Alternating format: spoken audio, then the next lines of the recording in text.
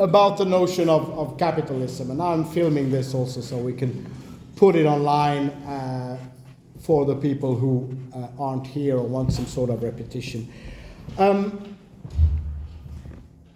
First of all, why do we want to start a course in digital society with talking about capitalism? Right?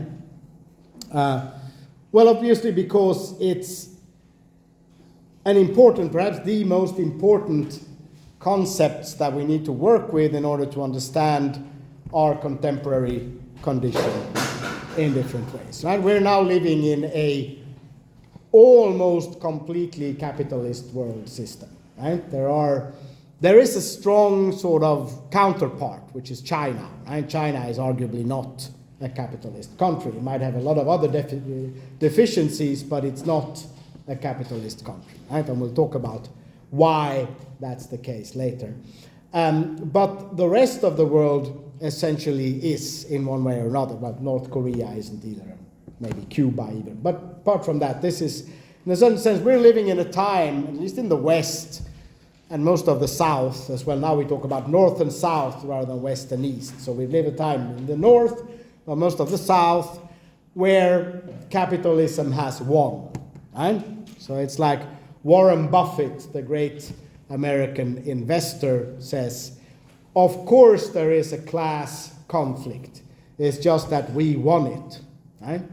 So, and that's true. Right? We're in a situation now where whatever alternatives to capitalism there used to be have been thoroughly defeated and discredited in different ways. Right? Margaret Thatcher said this in the 1980s. There is no alternative. Right?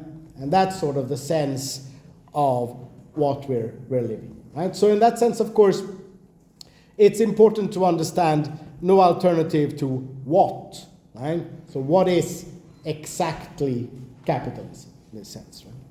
Right? And this is an important question because, as we said before, talking about the Anthropocene, and we'll come back to that next week, but concept like the Anthropocene is virtually impossible to understand without talking also about capitalism, right? Because whatever term you choose to talk about this epoch or this phenomenon, it's beyond doubt that the transformation of human beings into a terraforming species, a species that is transforming the planetary environment of the Earth, is a consequence of the realization and global domination of the capitalist mode of production. Right? That is beyond doubt. Right?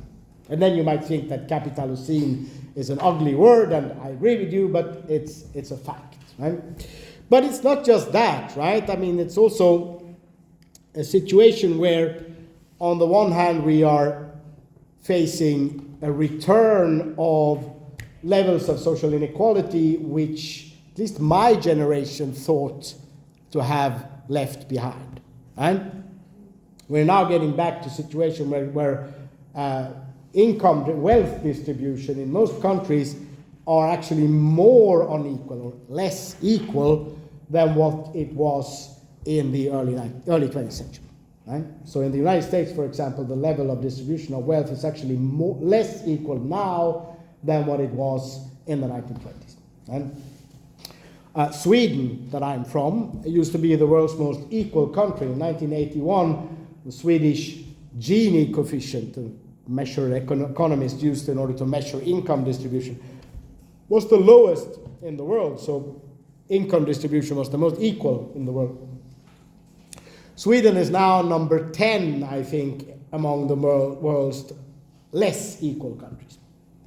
Right? So it's on the line of Qatar, Saudi Arabia, places like that, right, in level of income distribution. At the same time, Sweden has generated more billionaires than the United States in the last 10 years, but with a population that is 1/30 as big. Right? Sweden has also gone from being one of the most peaceful countries in Europe to be the country that has the highest rate of gun violence in Europe.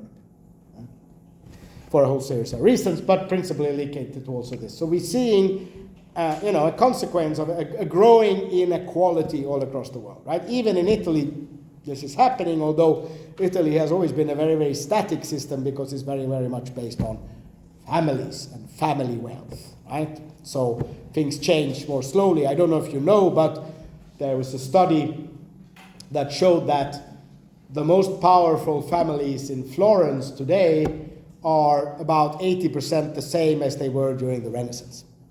Mm? So it's very, very static in a sense, right? But still, we can see this.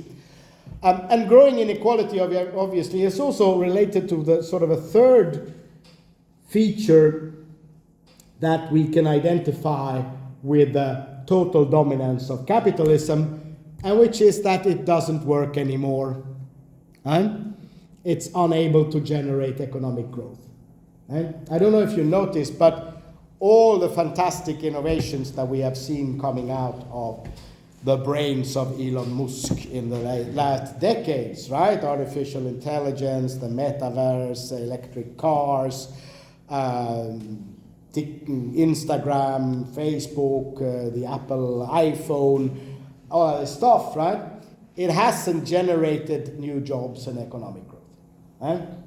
So there's a mismatch between a sort of at least an imaginary that tries to present our times as marked by continuous technological innovation, which if you look closer at it, and we'll discuss that further later, might actually not be true even that, right? Because a lot of the technological innovation that's happening now is actually spin-offs on innovations that came through in the 1970s and 60s. ChatGPT is a more refined version of the type of multivariate correlation models that were developed in the 1960s, but we'll talk about that later.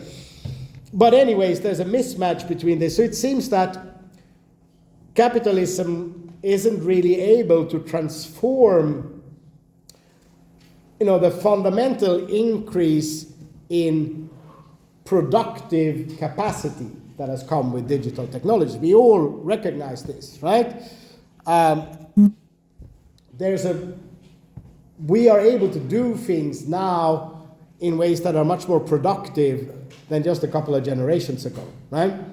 So there's a new AI that came out called Subito Tesi, and it promises to write the tesi di laurea in 3 minutes, right? And that's, of course, much more productive than, when I wrote my tesi di laurea, it took me 6 months of library and research and all these things. Right? But, also if you want to start a startup today, it's easy, you have communicative software, you have databases, you have lots of free applications, you can use free software, you can have it run on the Ethereum platform, all of these things used to cost a lot of money, right? In 2000, the average cost of launching a startup in the United States was $500,000. In 2020, it was $5,000, right? So the productivity, the productive resources that we have at our disposal and our ability to organize productivity is much, much higher, but somehow this does not translate into economic growth, right? So there's also a paradox in a certain sense where the very fact that capitalism has won, right, as Warren Buffett said, right, we won the class war, right, means that it's no longer able to develop, right? Once that it's won, it's become a conservative bloc towards development. It's a technical term for that. It's called refeudalization, right? It means that large capitalists or capitalist companies are finding less and less venues for productive investment and tends to invest their money in rent-generating assets instead, right? So, and that's something that has happened many times also in the history of capitalism, and it's something that is fundamental to understand if we want to understand the paradox, right? Why is there no economic growth despite all these fantastic gadgets that we now have, right?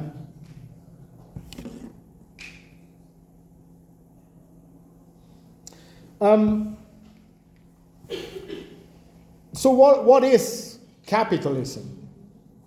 Right? It's a term that a lot of people use, right? And does it have a definition, or is it like fascist? It just means someone you don't like.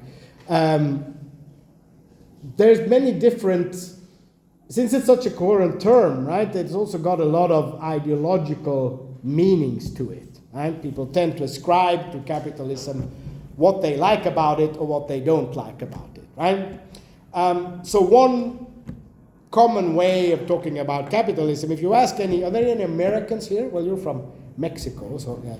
So if you ask at least North Americans what capitalism is, they say, well, it's free markets, right? That's usually, and it's also a textbook definition. If you do an economic textbook, they usually say that capitalism is free markets, and then you have socialism, which is not free markets, and we want to be free, so we want to have capitalism, right? And of course, that makes sense to a certain sense, because there is a very strong connection between capitalism and markets, right? Capitalism in recent decades has developed by furthering markets, or rather by re-regulating markets, right? So the so-called neoliberalism, which is sort of the most recent phase of capitalism in a sense, since the 1980s and onwards, has very much advanced by transforming things that didn't used to be markets into markets, right? So housing, for example, right? In Sweden, most people used to live in rented apartments, which were provided by municipal or state or trade union-owned large landlord companies with regulated rents, right? Now, everybody that can afford lives in their own house that they have bought on the market, right? Education, right? In the UK, university rates used to be free. Now they're £9,000 a year, right? So you have to pay for it, right? In the United States, state university tuition in 1968, tuition for the University of California was, in today's money, $3,000 a year, right? Today, it's about $70,000 a year.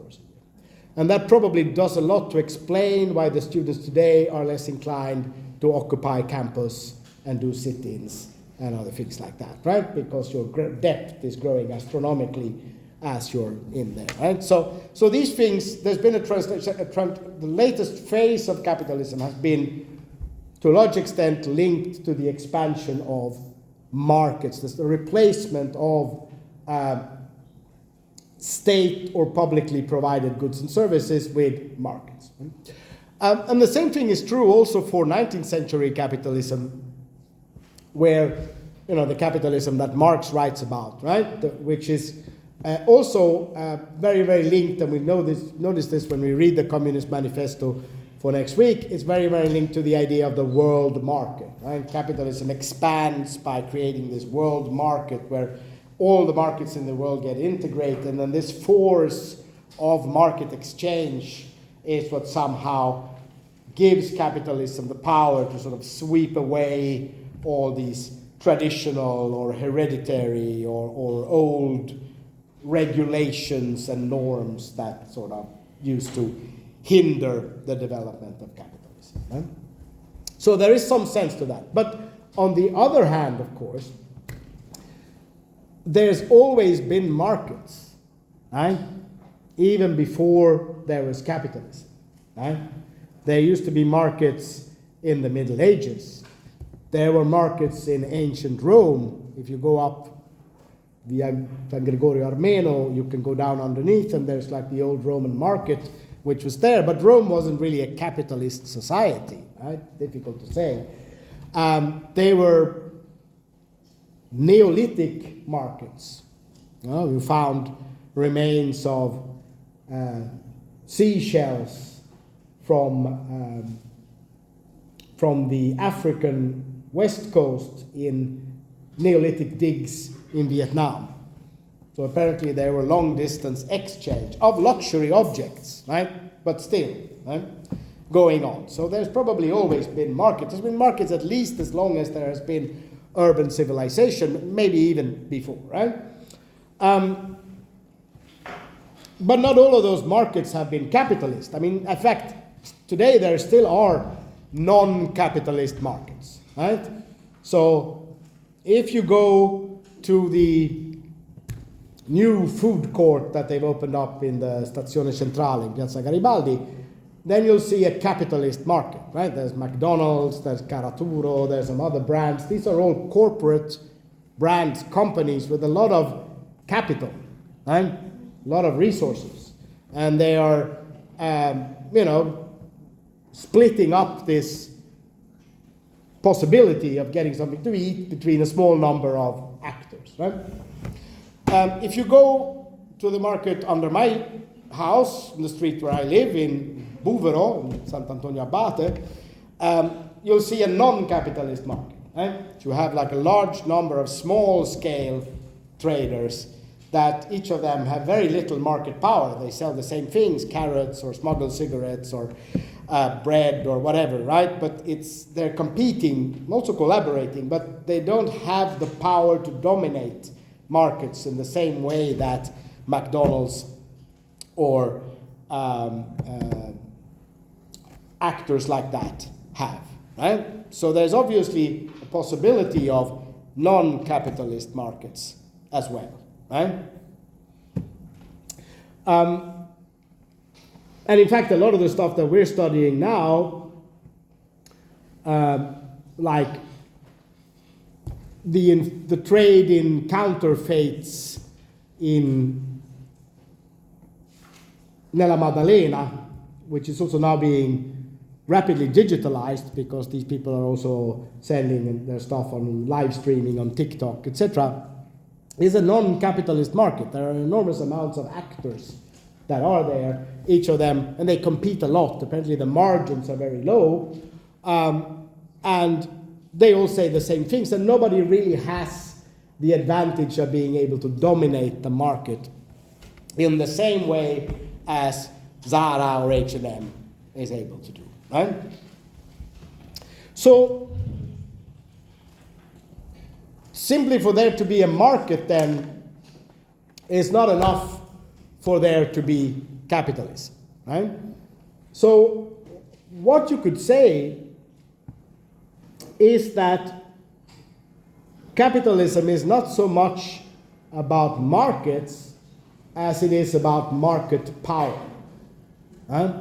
So capitalism is about a society where a certain number of actors, usually a very small number of actors, is able to dominate markets in their own interest. Right? Automobiles, right? In Italy we have Fiat. Now we don't have Fiat anymore, now we have Stellantis, and soon we won't have Stellantis even anymore because they're going away. But throughout the history of the First Republic, at least, post-war years until at least the 1990s, Fiat was able to dominate the market for automobiles in Italy, right? Getting state subsidies, pushing for the construction of highways, pushing through standards that favor their type of automobiles, etc., right? And that's an example of a capitalist market, right? One actor, maybe two, is powerful enough to dominate markets and bend markets to their interest, right? The food economy today works the same way, right? The large actors in the food economy today is the intermediaries.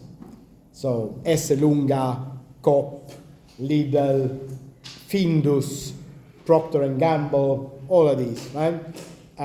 Nestlé, they have the power to decide what's going to be sold to consumers and decide what producers are going to produce and decide how much producers are going to be paid, right?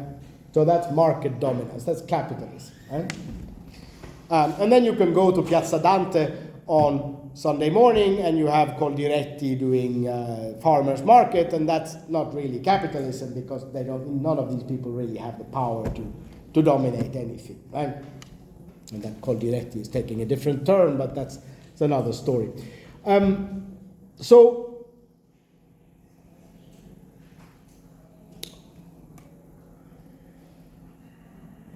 now we're getting a bit closer to a definition, right? You can say that there's always been markets, right? There's always been people who have had capitalist interests and dispositions. There's always been people who have been interested in getting rich and making money, right? That's a universal phenomenon. Petronius writes in the novel Satyricon about Trimalchio, the freed slave who became incredibly rich in probably the grain trade, and who threw these immense parties in Pozzuoli, where he lived. So it's all played out in Pozzuoli. And I don't know if you read the scene, but he has these super vulgar parties where they eat like bear steak and all these things. And he's a capitalist, right? He's got lots of money. But it wasn't a capitalist society, right? So what defines a capitalist society is a society when the capitalist class is able to bend the state to their interests, right? So actually, Giovanni Arrighi, who's this Italian economic historian, I put a piece of his book in the extra reading. He says something very succinct. I think I almost remember it by heart. He says that you can add as many capitalist individuals or institutions as you want, but as long as the capitalist class is not able to take control of the state, you don't have a capitalist society, right? So China has a lot of individual capitalists, a lot of people who want to get rich, a lot of digital entrepreneurs, etc. But they don't dominate the state, right? The state is still socialist state, dominated by the party, who tolerate these people to a certain extent, but then are also prepared to repress them fairly brutally when they cross the line. If you follow the story of Jack Ma, for example, you have seen what it costs in China, even for a cyber millionaire of the caliber of Elon Musk, to openly criticize the state, right? They'll squash you, right? So it's not a capitalist society, right? Italy, on the other hand, is a capitalist society in the sense that we have a state which has sort of very little to oppose against large-scale organized capitalist interests, in this case predominantly financial interests. Right? The Italian state has an enormous level of debt, which is one of the repayment of that debt is contingent on goodwill on the part of the global capitalist class, or at least the global financial capitalist class, as reflected in the famous spread. Right? The reason why Berlusconi, who was elected, got replaced by Mario Monti, who was never elected by anyone, was that Berlusconi seemed at a certain point to be so unreliable that the spread became, so the difference, spread meaning the difference between the interest rates that the Italian state has to pay on its debt in relation to the interest rates of the German bonds, which used to be and maybe still are the most sort of risk-free in Europe, became so large that the situation became untenable, right? So that's also now, if you look at France, for example, right? Macron called the elections, lost the elections, but cannot permit either a left-wing or a right-wing government to form because that would be counter to what is understood to be in the best interest of business, right? Or the French business community, which has a number of powerful levers to use, starting with the public debt and onwards, right? So the inevitable result is to install a minority government which might not represent the forces that were actually elected, but which is accepted to this, right? So this is the idea of a capitalist society. A capitalist society is a society where the capitalist class is able to appropriate the state and use the state for its own interests, right? This does not mean, of course, that the state operates exclusively in the interest of the capitalist class. There is also, an autonomy, right? And there's also possibilities. The state is best understood as an arena of struggle, right? There are also other forces that are able to make themselves have an impact on the state. And also the state, of course, has a rationale of its own, right? There are certain things that you simply can't do. There is something as a constitution, for example, which has a certain power to preserve certain things or to make certain things impossible. But within those conditions, largely you could say that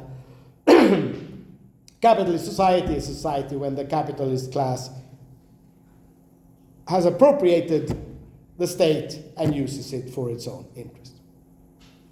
And that leads to two more questions, right? First question is, what is a capitalist class? And the second is, how do they appropriate the state?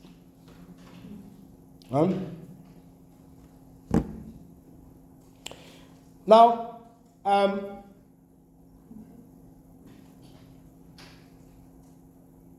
what is a capitalist class? Well,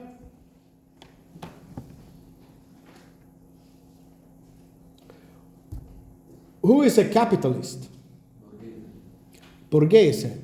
Well, actually, Marx uses the term bourgeois, not capitalist. Capitalist comes from Werner Sombart. So Marx never talks about capitalism, actually. He talks about the bourgeois mode of production. But yes, Borghese. So a capitalist is a person who has capital, right? But not only has capital, but works in the interest of the accumulation of more capital, right? So a capitalist disposition is someone whose main orientation in life is to make more money, essentially, right? To invest the capital that he or she has in order for it to grow, right? And of course, as we said, these people have been around for a very, very long time. But sometime in medieval Europe, also in other places, but we'll talk about the European story now, for reasons that will become evident afterwards. Sometime in medieval Europe, around the 11th century and onwards, there's a growth of the European-centric trade economy.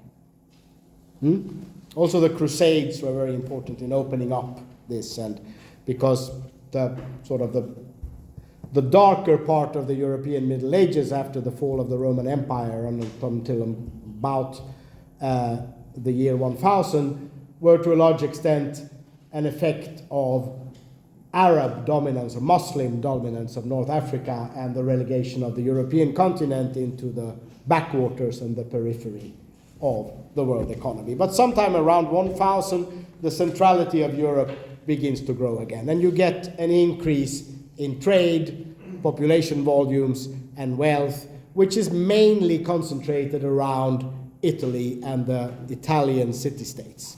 Amalfi, Napoli to a certain extent, but principally the northern ones, Pisa, Florence, Lucca, Genova, Venice, and later on also Milan, right? Become central hubs in a global trade network that import luxury goods all the way from China and export them, bring them all the way up to Northern Europe, even Greenland, and import goods from Northern Europe, stoccafisso, bacala, pickled herrings, and send them back into the Mediterranean region. And then, of course, grain and wine from Southern Europe towards the north, and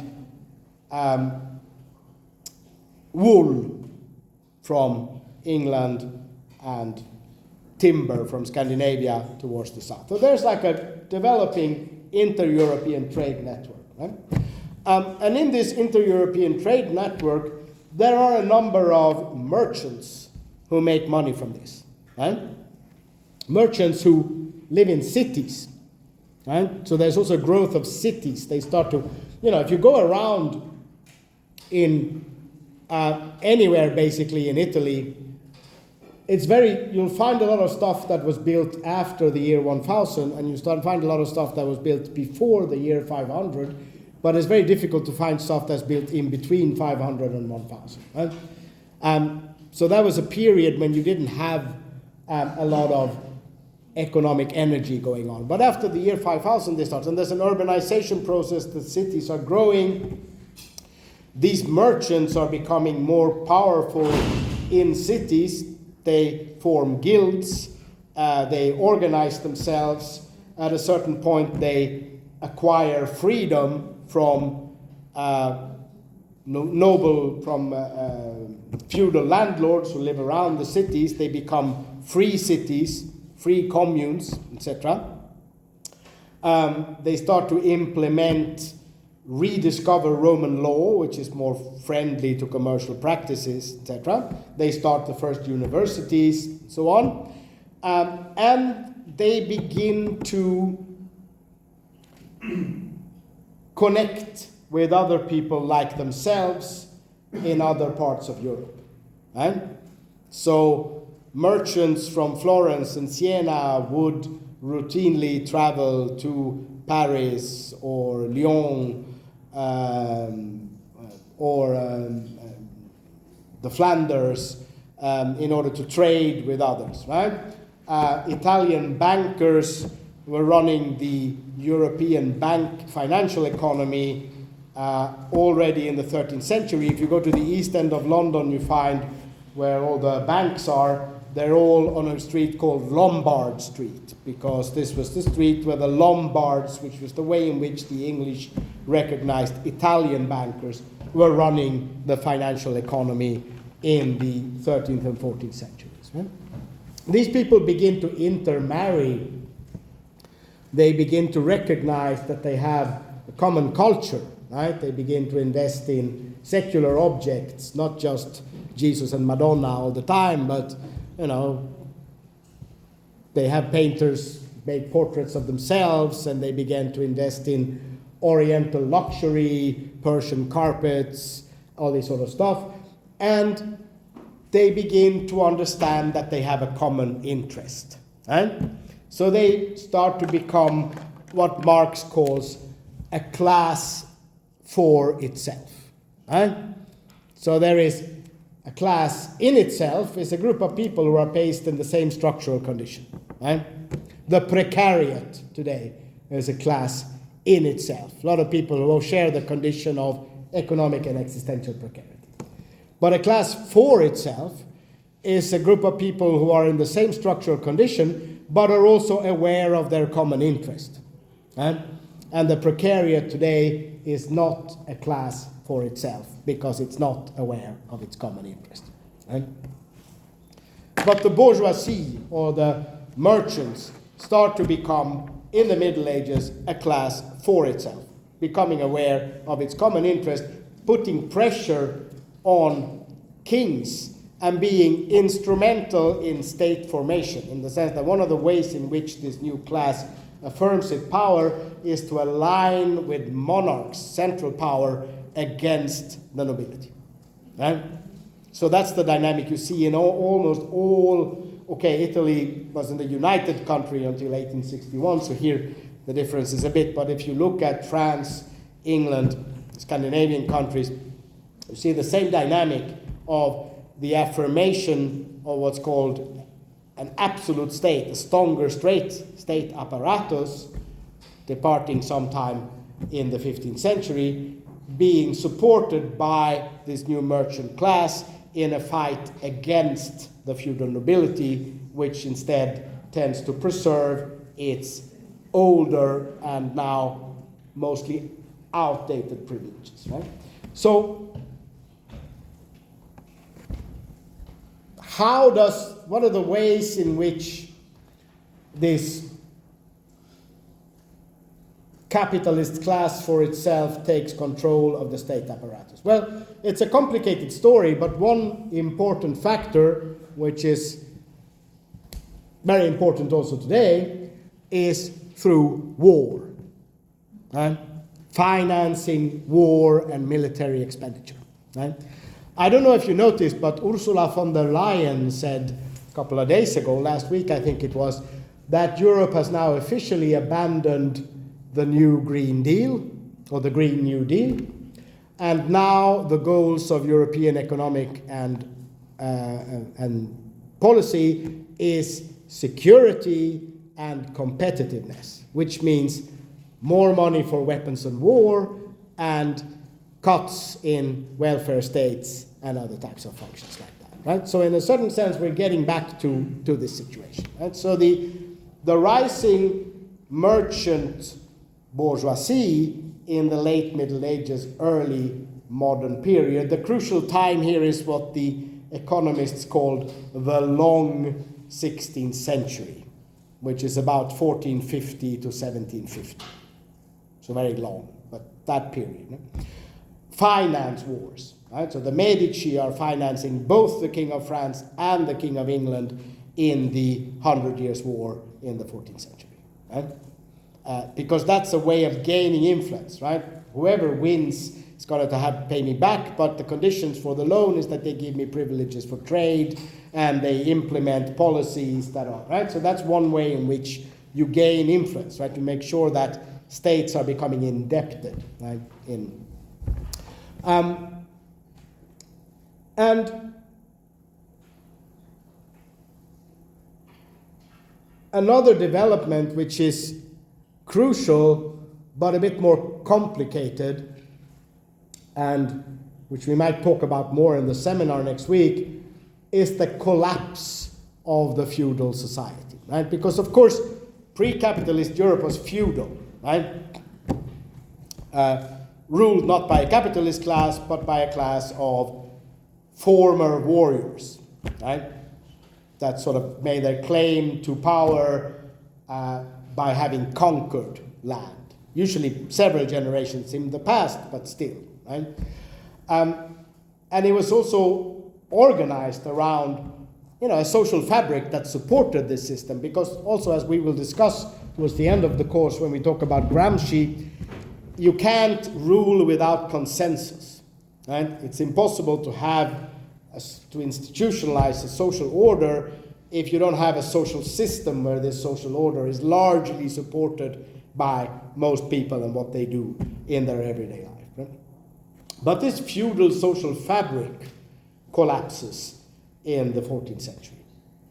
And the reason why it collapses in the 14th century is complex, but it contains chiefly two important dimensions. One is the growth of trade and commercial activity. Because at the same time as you have a powerful class of capitalist merchants, you also have an emergence of small-scale markets, artisans, sort of less powerful market-oriented entrepreneurs. Right?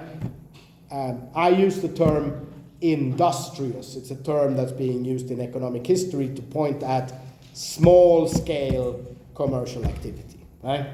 Not a lot of market power. You're a carpenter, you have your tools, maybe you have a couple of assistants, and you make shares and you sell them for basically the production price, right? You're not a member of the Medici family that loans enormous amounts of money to the King of France and can dictate French commercial policy for the There's a difference between these things, right? So you have the emergence of this on the one hand, which tends to also undermine the feudal order, right? But then you have an ecological disaster, which is first gradual and then sudden, right?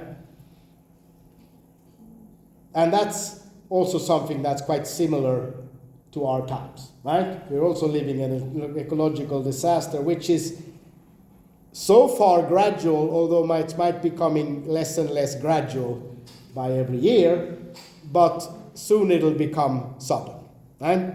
It's essentially, it's how you go bankrupt, right? In Ernest Hemingway, The Sun Also Rises, Jack Barnes, as his friend says, he went bankrupt. They asked him, how do you go bankrupt? He said, well, first gradually, then suddenly. Right? That's how you go bankrupt, right?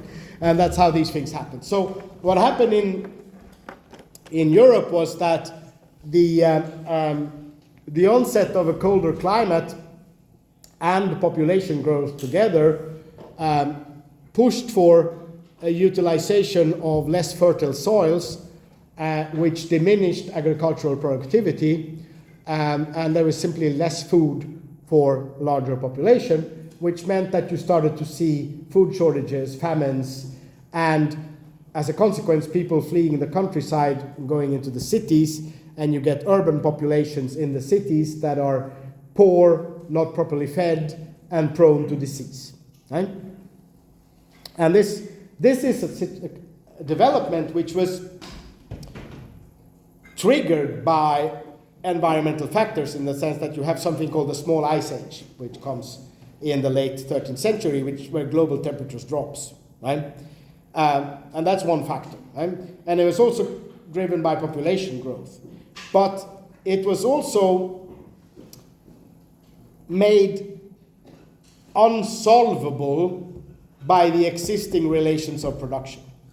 Because the feudal economy, where all land became to belong to feudal lords, and where feudal lords were essentially uninterested in agricultural innovation and development, made it so that there was no space for introducing alternative agricultural technologies that might have counteracted this, right? And this is also something that is quite similar to what's going on today, right? We also have an impending crisis of the food system, but it's very difficult to solve because, although we have the technical capacities to basically feed everyone in a sustainable or more sustainable and less impactful way, it's very difficult to introduce alternatives to things like mass animal raising in barns and extractive agricultural practices, because they are so invested in the capitalist relations of production that govern the food economy. Right? But of course, this growing environmental crisis becomes sudden in 1348, when the Black Death hits the European continent. So the pest, which came from Asia, of course, also traveled via the trade routes, right? Took a bit longer than COVID, but still, in about 10 years, it traveled from China to Sicily. A ship arrives from Crimea to Sicily in 1348 with the plague, and then it spreads and kills about 30% of the European population. 60% of the population of Siena dies in the summer of 1348. COVID killed 1 promille of the global population, so if you put it in perspective. And of course, that is a devastating disaster which changes everything, right? So this environmental disaster, because it wouldn't have happened if you didn't have such a malnourished population, and if you didn't have a population that was crammed together in these very tight, unhygienic urban neighborhoods, this environmental disaster, of course, shifts the balance of power, right? It's difficult for a feudal lord to control the peasants if the next village is abandoned because everybody died and you can just move there, right? It's difficult to control workers if there's very few of them and the price of labor goes up and there's not enough workers and they can demand more money and all these things, right? So there is a bit of an overturn of the whole social fabric of feudalism in the 14th century that also paves way for this. And there was a period, right, in the late 14th century where this seemed to be driving towards new kinds of peasant power, right? The second half of the 14th century is the time of very, very intense peasant rebellions, peasant movements, right? The French Jacquerie, 1380s, the French peasants roam around the countryside and kill all the landlords and burn all the castles until the King of France has to divert the army from fighting the English to go down and kill all of them. And the German peasant wars in the 16th century, the English peasant revolt in 1380, all this stuff, right, are part of a period where there was a revolutionary moment, so to say, right? A lot of peasants thought that they actually had the power to take the power, right?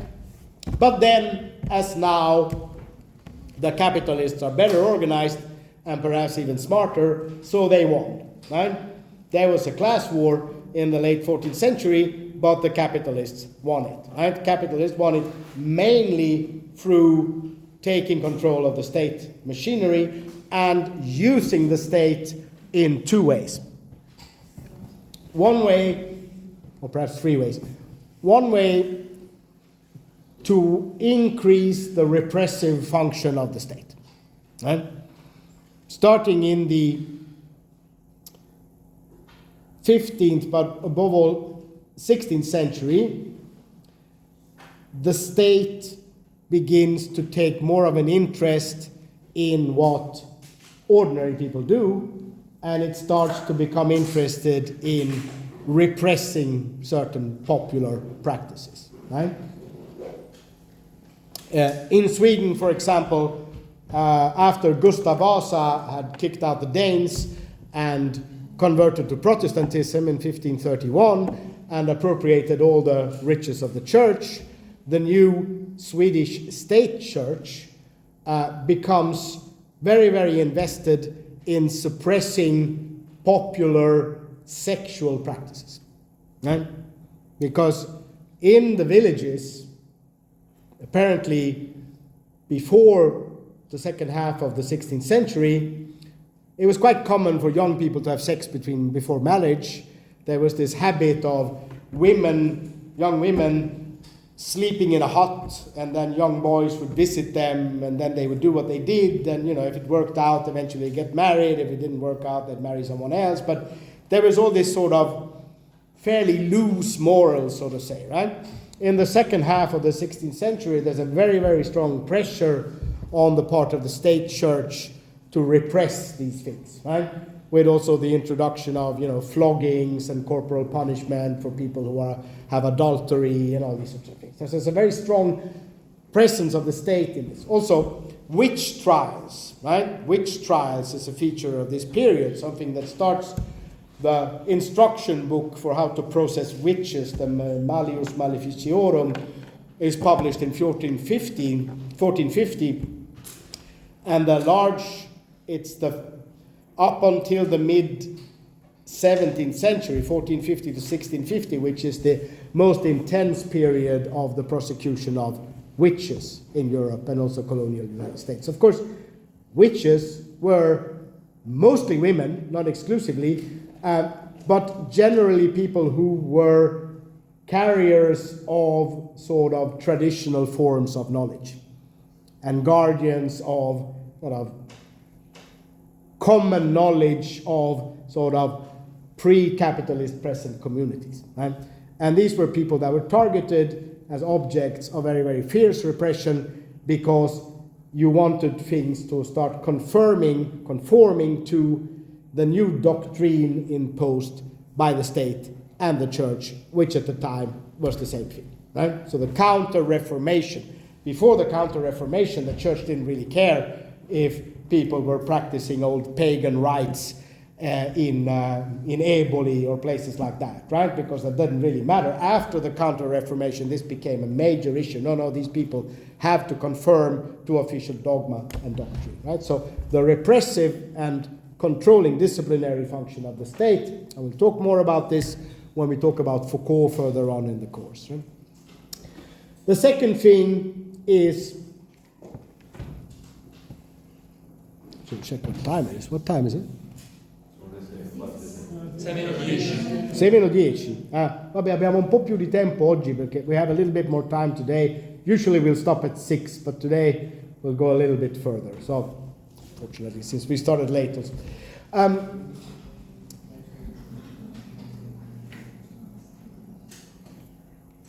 The other thing that we might conceivably take a brief break in about 5 minutes' time, if that's okay. Yeah. So the other thing that the new state, the new absolutist state, right? So what happens is central power is with the support of the new bourgeoisie, central monarchical power is consolidated against feudal interests, right? This is also helped by the transformation of a lot of bourgeois actors into the nobility itself, right? So in France, for example, in the 16th and 17th century, a lot of rich bourgeois acquire noble titles and become what's known as the bourgeois, as the noblesse de robe, right? So not the nobility that comes from the sword, but the nobility that comes from the robe, which being mainly state civil servants, right, with feudal titles, but from bourgeois origins, acting in the interest of bourgeois. Similarly, in the Kingdom of Naples, under the Spanish viceroys, a lot of powerful merchants acquire baronial titles, right? And start using them very heavily to extract wealth from the peasantry, which then leads to a series of plebeian rebellions, the most famous one being the Masaniello revolt in 1647. But when they take interest, appropriate the state, they impose on the state, or they support and nudge the state towards embarking in geographical expansion, right? Extending the sphere of the capitalist economy beyond Europe, right? And taking, or rather, it was still already extended beyond Europe, but taking control of the markets that are beyond Europe, right? So you could say that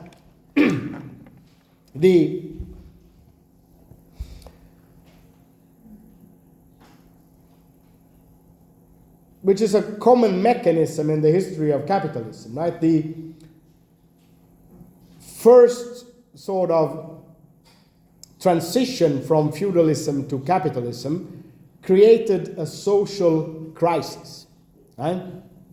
Created a social crisis in the sense that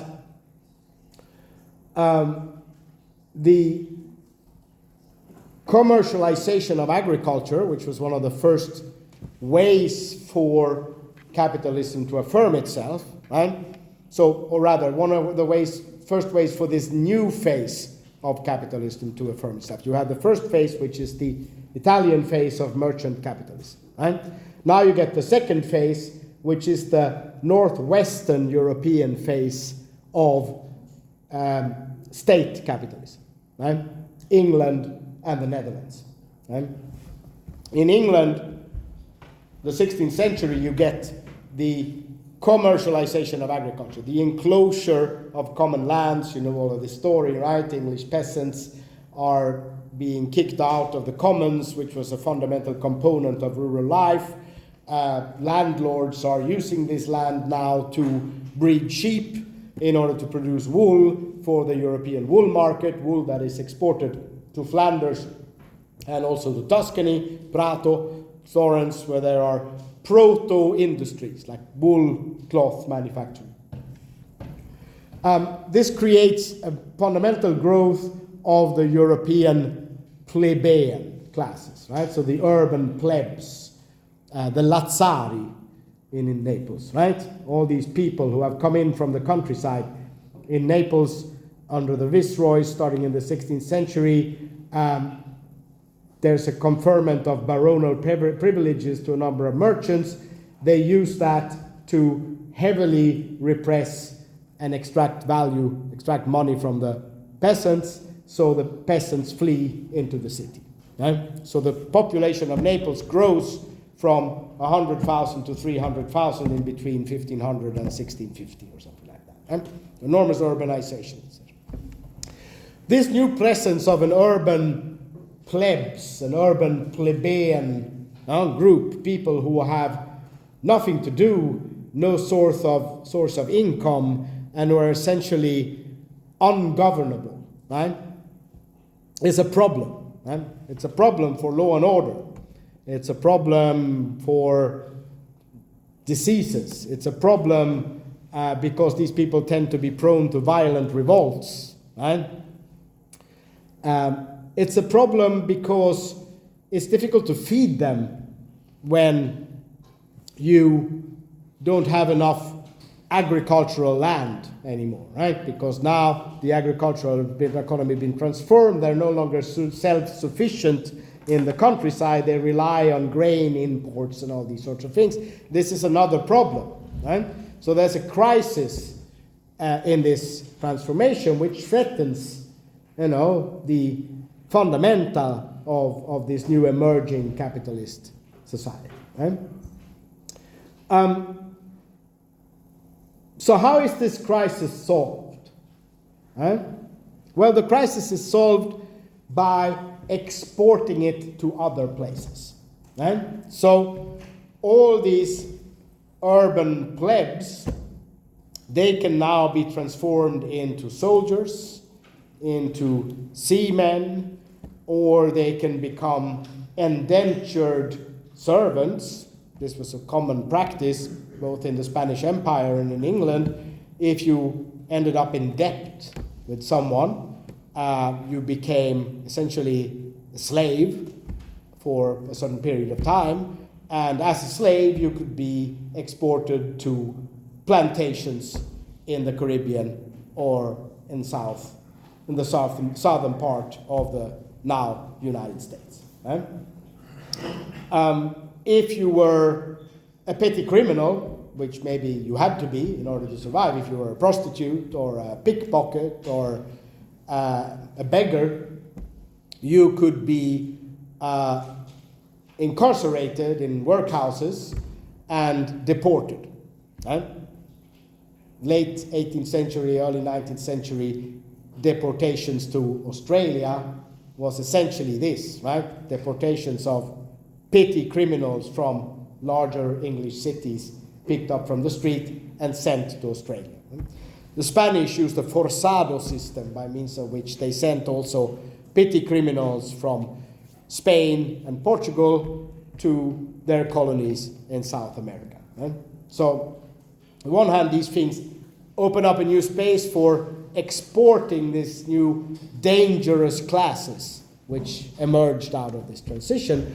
But on the other hand, they also become a source of the extended reproduction of capital itself. Because now you can start, you don't have to rely exclusively on your own agricultural capacity, but you can grow calories somewhere else, right?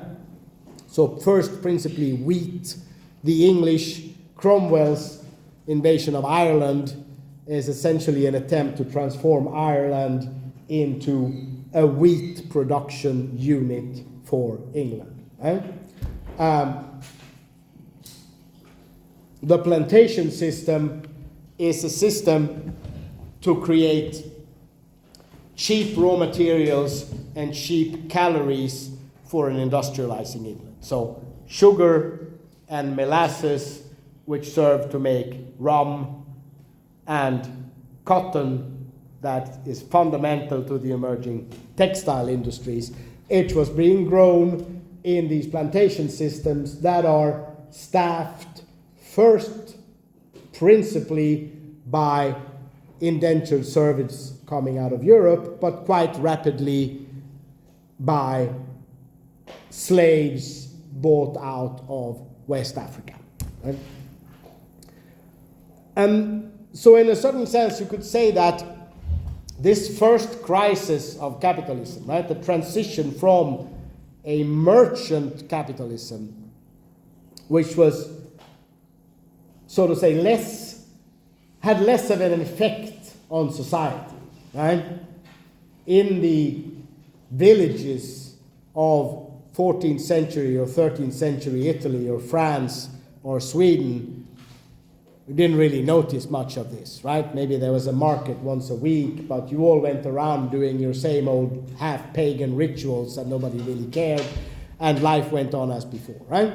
To a state capitalism, which is more invasive in terms of reorganizing the productive fabric of society. Right?